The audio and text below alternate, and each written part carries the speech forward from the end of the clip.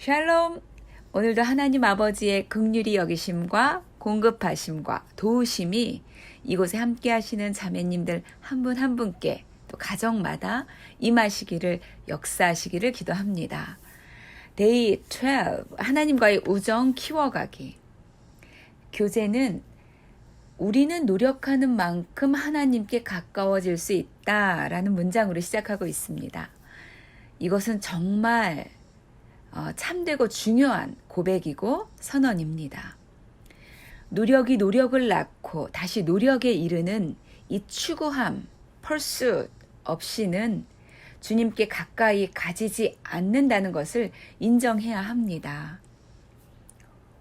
오직 성령의 역사하심, 또 안식, doing이 아니라 being, 거함 등의 거룩한 개념들 안에 혹시 숨어서 스스로를 속이고 있거나 그 거룩한 개념들에 기대어서 마땅히 해야 하는 노력으로부터 떠나 있지는 않은지 늘 점검할 필요가 있습니다.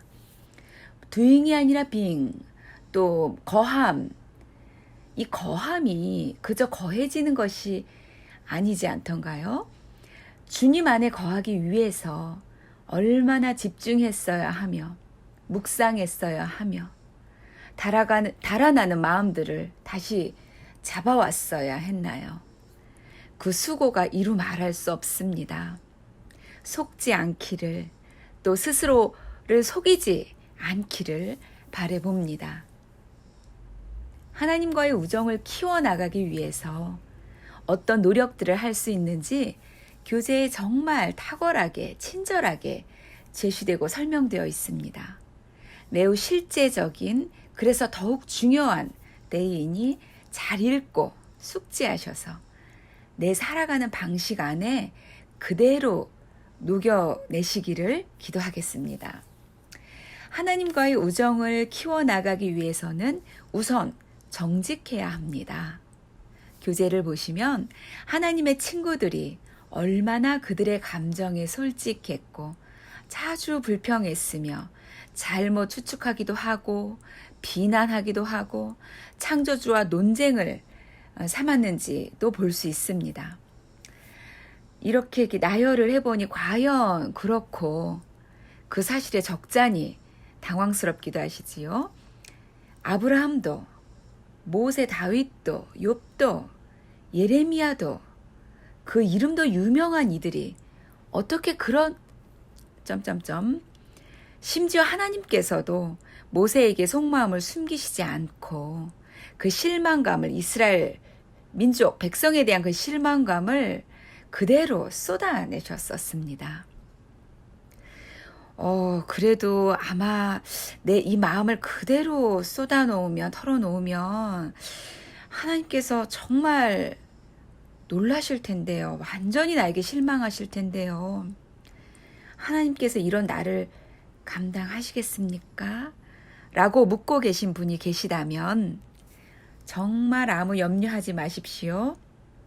묻고 계신 분께는 행인지 불행인지 모르겠으나 하나님은 그런 너를 이미 알고 계시답니다. 샅샅이, 더 심하게. 그러하시기에 내가 그 무섭고 끔찍한 감정들을, 사실들을 들고 나오기를 한참 전부터 기다리고 계신 것입니다. 그런데 이쯤에서 한 가지 짚고 넘어가야 할 것이 있습니다.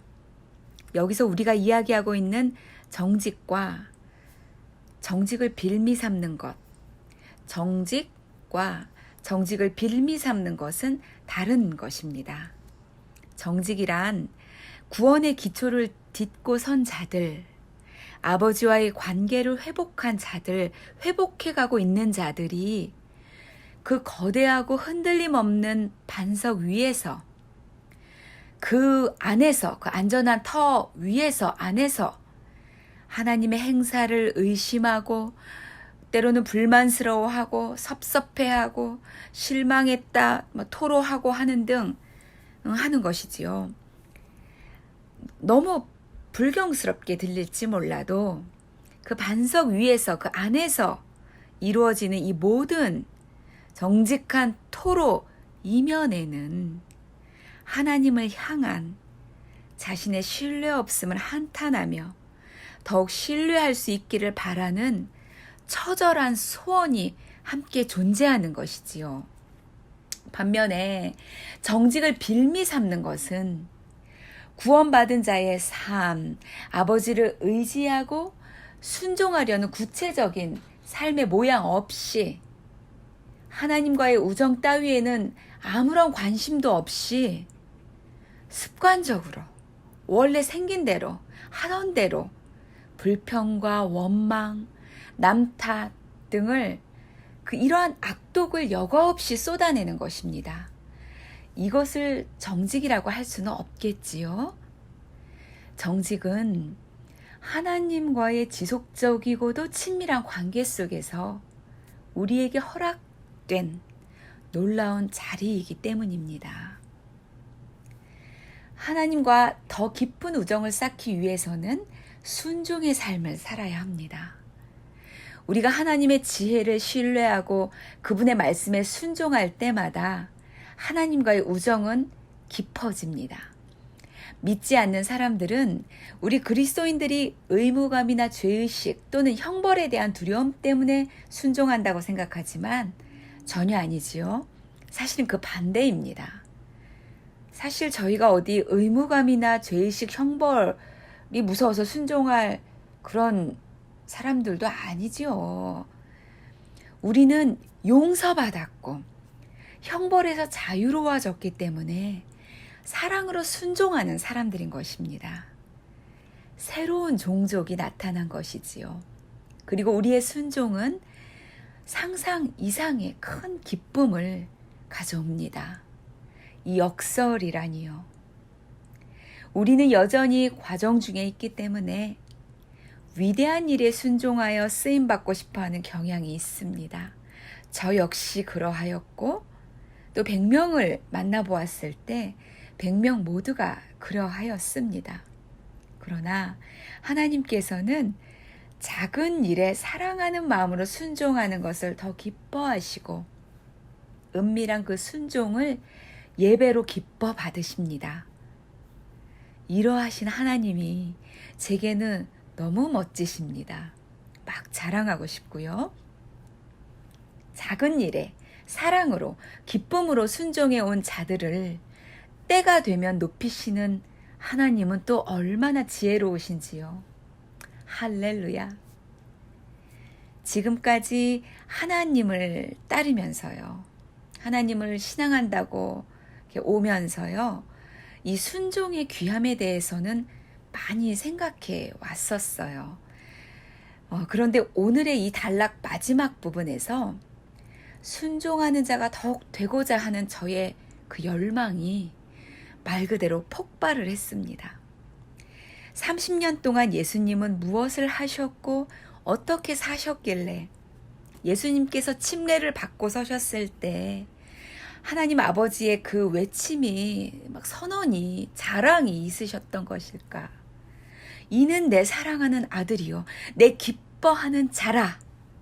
정말 하나님은 예수님을 사랑하셨고 기뻐하셨구나. 왜? 예수님의 무엇이 그토록 귀하셨던 것이었을까? 성경에는 그 시간에 대해서 한 구절만을 이야기하고 있습니다.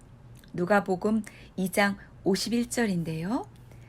예수께서 한 가지로 내려가사 나사렛에 이르러 순종하여 받드시더라. 와우. 예수께서 순종하여 받드시더라. 예수 곁에 있는 사람들은 누구였습니까?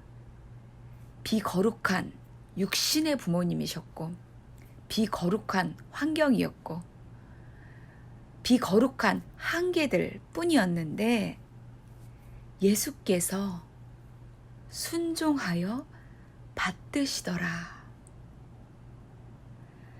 생수가 벌컥벌컥 솟아 올라오는 것 같았습니다. 희열이 느껴졌습니다. 더 묵상하고 기도로 나아가서 그 생수를 더 좀 들이켜야 될 것 같습니다. 하나님과 더 깊은 우정을 쌓기 위해서는 하나님께서 마음을 쓰시는 것에 나 또한 마음을 쓰는 것이 그 세 번째 방법입니다. 하나님께서 가장 관심을 두고 계신 것은 하나님의 자녀들이 잃어버린 하나님의 나라와 잃어버린 아버지를 찾게 되는 것입니다. 또한 나라와 아버지를 회복한 자들이 인생의 굽이굽이 시절들을 지나면서 계속 자라나기를, 성숙해 가기를 원하신다는 것이지요. 예수님의 장성한 분량까지, 하나님과 깊은 우정을 나눌 정도에 이르기까지, 예수님의 장성한 분량에 이르기까지 말입니다. 다윗과 같이, 바울과 같이 나의 마음도 하나님의 마음에 합해지기를 기도합니다. 하나님과 더 깊은 우정을 쌓기 위해서는 그 우정 자체를 소망해야 합니다. 원하고 바라고 기도해야 합니다. 나의 확고한 목표는 그분을 알고 그분과 더 깊은 관계를 맺으며 그분과 더 친밀해지고 그분의 인격의 놀라운 부분을 더욱 많이 그리고 명확하게 이해하고 알고 인식하는 것이다 라고 빌립보서 3장 10절에 고백한 이 바울의 하나님을 향한 뜨거운 갈망, 열정, 이것을 우리도 내 것 삼아서 끊임없이 하나님을 갈망하고 목말라하고 사모하는, 피곤하기까지 하나님을 원하는, 그 우정을 깊이 하기를 원하는, 깊게 하기를 원하는 이 소원이 필요합니다. 고통을 통해서라도, 기도를 통해서라도, 끈질긴 갈망을 통해서라도 하나님을 더욱 가까이 모실 수 있게 되기를, 하나님과 더 깊은 우정을 쌓게 되기를 소망합니다. 기도하시겠습니다. 하나님 아버지, 하나님께 더 가까이 갈 수 있도록, 우정을 더 깊이 할 수 있도록 길을 여시고 보여주신 주님께 깊이 감사를 드립니다. 이 열린 길을 따라 나의 사랑과 기쁨을 들고 하나님께 더욱 나아가고 싶습니다. 성령님, 나를 도와주시옵소서. 예수님의 이름으로 간절히 기도하였습니다. 아멘.